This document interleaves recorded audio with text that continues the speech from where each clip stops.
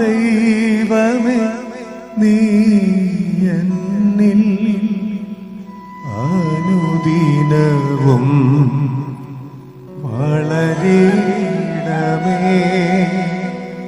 ഞാനോ കുറയണമേ.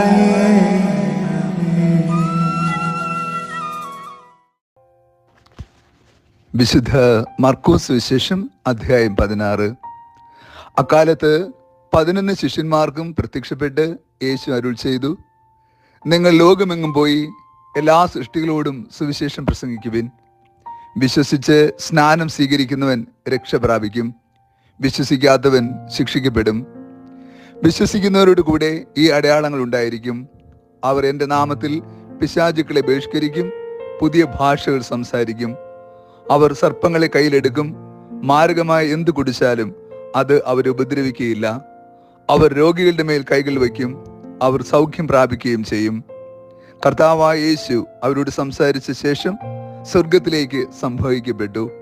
അവൻ ദൈവത്തിന്റെ വലതുഭാഗത്ത് ഉപവിഷ്ടനായി. അവർ എല്ലായിടത്തും പോയി പ്രസംഗിച്ചു. കർത്താവ് അവരോട് കൂടെ പ്രവർത്തിക്കുകയും അടയാളങ്ങൾ കൊണ്ട് വചനം സ്ഥിരീകരിക്കുകയും ചെയ്തിരുന്നു. ഈശോയിൽ ഏറ്റവും സ്നേഹമുള്ള പ്രിയ ദൈവമക്കളെ, ഈ വിശുദ്ധ പ്രഭാതത്തിൽ നാം ദൈവത്തിരുസന്നിധിയിൽ പ്രാർത്ഥനാപൂർവമായിരിക്കുമ്പോൾ നമ്മുടെ പ്രേക്ഷിത ദൗത്യം ധ്യാനിക്കാം. ഇന്ന് ആഗോള തിരുസഭ സുവിശേഷകനായ വിശുദ്ധ മർക്കോസിന്റെ തിരുനാൾ ആഘോഷിക്കുകയാണ്. കർത്താവായ യേശു ക്രിസ്തുവിനെ അറിയുകയും അനുഭവിക്കുകയും ചെയ്തവൻ ക്രിസ്തുവിനെ കുറിച്ച് ലോകത്തിന് പകർന്നു നൽകിയ സുവിശേഷങ്ങളിലെ ആദ്യത്തെ സുവിശേഷമാണ് മർക്കോസിന്റെ സുവിശേഷം. വിശുദ്ധ ബൈബിളിൽ നമ്മുടെ കർത്താവായ യേശു ക്രിസ്തുവിന്റെ രക്ഷാകര ദൗത്യത്തെ ആദ്യമായി ലോകത്തെ അറിയിച്ചത് ഈ സുവിശേഷകനാണ്. വിശുദ്ധ മർക്കോസ് സുവിശേഷകന്റെ ചരിത്ര പശ്ചാത്തലം നോക്കുമ്പോൾ ക്രിസ്തു ദൈവപുത്രനാണ് എന്ന് ലോകത്തെ വെളിപ്പെടുത്തുന്ന സുവിശേഷമായിട്ടാണ് വിവരണം ചെയ്തിരിക്കുക. കാനായിലെ കല്യാണ ഭവനം മുതൽ യേശുവിനോടൊപ്പം ഈ വ്യക്തി ഉണ്ടായിരുന്നു എന്ന് ചില ചരിത്രകാരന്മാർ അഭിപ്രായപ്പെടുന്നുണ്ട്. ഇന്നത്തെ സുവിശേഷ വായന യഥാർത്ഥത്തിൽ മർക്കോസ് സുവിശേഷത്തിന്റെ അവസാന ഭാഗം കൂടിയാണ്. അവിടെ യഥാർത്ഥ സുവിശേഷ ദൗത്യം എന്ത് എന്ന് നമ്മെ ഓർപ്പെടുത്തുന്നു. ആ ദൗത്യം ഇതാണ്: പോയി സകല സൃഷ്ടികളോടും സുവിശേഷം പ്രസംഗിക്കുക. വിശ്വസിക്കുന്നവർക്ക് രക്ഷ ലഭിക്കും, വിശ്വസിക്കാത്തവർ ശിക്ഷിക്കപ്പെടും. ആരും ശിക്ഷിക്കപ്പെടണമെന്ന് ദൈവം ആഗ്രഹിക്കുന്നില്ല.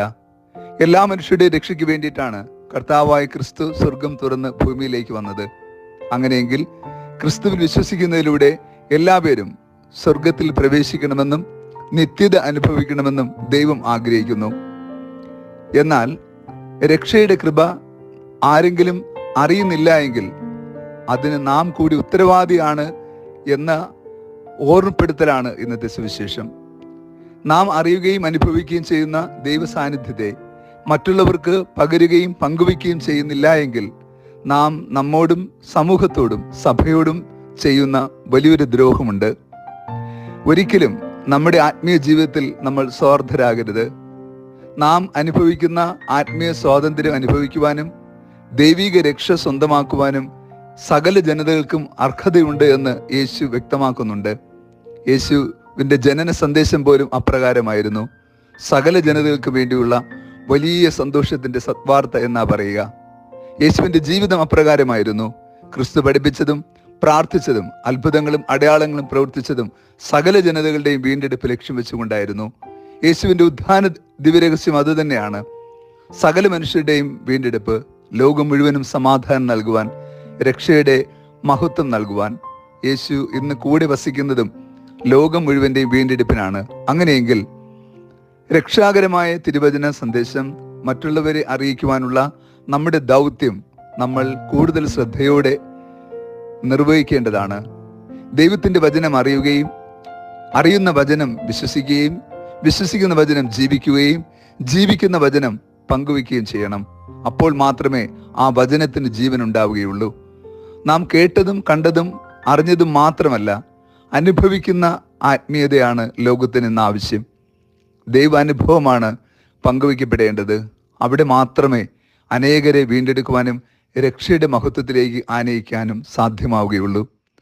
കർത്താവായ യേശു ക്രിസ്തുവിലുള്ള വിശ്വാസം നമ്മെ നിത്യരക്ഷയിലേക്ക് നയിക്കുമെങ്കിൽ ആ നിത്യരക്ഷയുടെ സന്ദേശം അറിയാത്ത സകലർക്കും ആ കൃപയുടെ സന്ദേശം അറിയിക്കുവാൻ നമുക്ക് പ്രതിജ്ഞാബദ്ധരാകാം.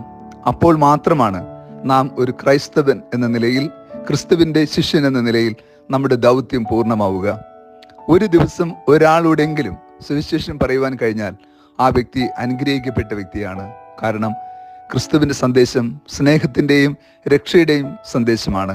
അത് മനുഷ്യർക്ക് ഈ പുണ്യഭൂമിയിൽ ജീവിക്കുവാൻ ബലം നൽകുകയും ആശ്വാസം അരുളുകയും ആത്മീയ കൃപാബലം നൽകുകയും ചെയ്യുന്നതോടൊപ്പം അത് നിത്യജീവന്റെ ഫലവും ഉളവാക്കുന്നുണ്ട്. നാം വിതയ്ക്കുന്ന ഒരു വചനവും മുളപൊട്ടാതിരിക്കില്ല, ഇതല്ലെങ്കിൽ നാളെ. അതെ, വിതക്കാരൻ വിതയ്ക്കുക തന്നെ ചെയ്യുന്നു. ഒരു ദിവസം അതിന് വിളവെടുപ്പുണ്ടാകും. ഈ ഒരു പ്രത്യാശയാണ് നമുക്ക് ഈ ദിനം സുവിശേഷം നൽകുക. പോകുക, ലോകമെങ്ങും പോയി സകല സൃഷ്ടികളോടും സുവിശേഷം പറയുക. എന്താണ് ഫലം എന്ന് നാം ചിന്തിക്കേണ്ടതില്ല. കാരണം ഫലമുളവാക്കുന്നത് ദൈവമാണ്. നാം വിതയ്ക്കുകയും നനയ്ക്കുകയും സംരക്ഷിക്കുകയും ചെയ്യുന്നു. അതിൻ്റെ ഫലസമൃദ്ധി ദൈവകരങ്ങളിലാണ്.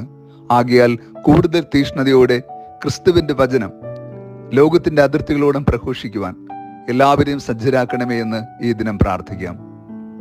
കർത്താവ് നിങ്ങളോട് കൂടെ. സർവശക്തനായ ദൈവം, പിതാവും പുത്രനും പരിശുദ്ധാത്മാവും നമ്മെ സമൃദ്ധമായി അനുഗ്രഹിച്ച് ആശീർവദിക്കുമാറാകട്ടെ. ആമേൻ. സ്നേഹവാൻ ദൈവമേ, നീ എന്നിൽ അനുദിനവും വളരണമേ. ഞാനോ